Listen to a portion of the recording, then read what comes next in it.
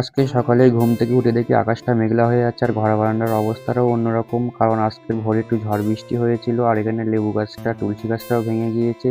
আর ঘরে তো জলও ঢুকেছে, অনেকটা ছিটে জল এসেছিল আর আমি একে একে সব পরিষ্কার করে নিচ্ছি, ঝাঁটাতে ঝাড় দিয়ে নিচ্ছি। আর সত্যি কথা বলতে বৃষ্টি হলে ভালো লাগে, কিন্তু ঝড় হলে ভালো লাগে না, কারণ ঝড়ে অনেক মানুষের ক্ষতি হয়, আমাদেরও অনেক ক্ষতি হয়েছিল আগে। তার জন্য যখনই ঝড় ওঠে তখনই ভয় লাগে, মনে হয় যে কোনো জায়গায় চুপচাপ মেরে বসে থাকি। আর সত্যি কথা বলতে আগে যখন আমাদের বাড়ি ঘরদোর একটু খারাপ ছিল আর আগে যখন ঝড় বৃষ্টি হতো আর বাবা মা বলতো কোথাও যাবি না, পাশে বস, ঘরে থাক, আর সেই বাবা মা কোথায় চলে গিয়েছে আজকে। আর ভগবানের কাছে সবসময় বলি যে তারা যেখানেই থাক ভালো থাক, তাদেরকে ভালো রেখে দিও। তো যাই হোক, আজকে বাঁধাকপি মানে ভাজা রান্না করব।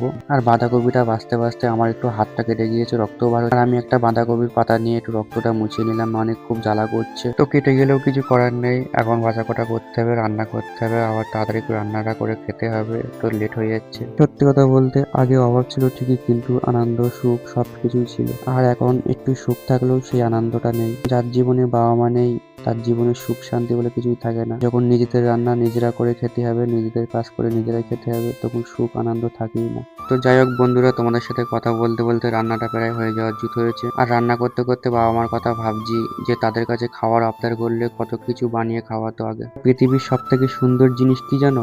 বাবা মার মুখের হাসি। যখন আমরা কোনো জায়গায় ঘুরতে যেতাম, বেড়াতে যেতাম, আর সবার আগে যদি বাড়িতে আসতাম আর বাড়িতে এসে যদি বাবা মার মুখের হাসিটা দেখতাম তো খুবই সুন্দর লাগতো। আর পৃথিবীর শ্রেষ্ঠ জিনিস হচ্ছে বাবা মার মুখের হাসি। আগে যখন বাবা মা একসাথে হাসতো আর এখন সেই তাদের হাসি মুখটার কথা সবসময় মনে পড়ে, যেন সেই হাসি মুখটার কথা সবসময় ভেসে ওঠে চোখের সামনে। তো যাই হোক বন্ধুরা, এখন বাঁধাকপিটা মানে লবণ একটু হলুদ দিয়ে আর একটু লঙ্কার গুঁড়ো দিয়ে এখন ভাজা ভাজা করছি।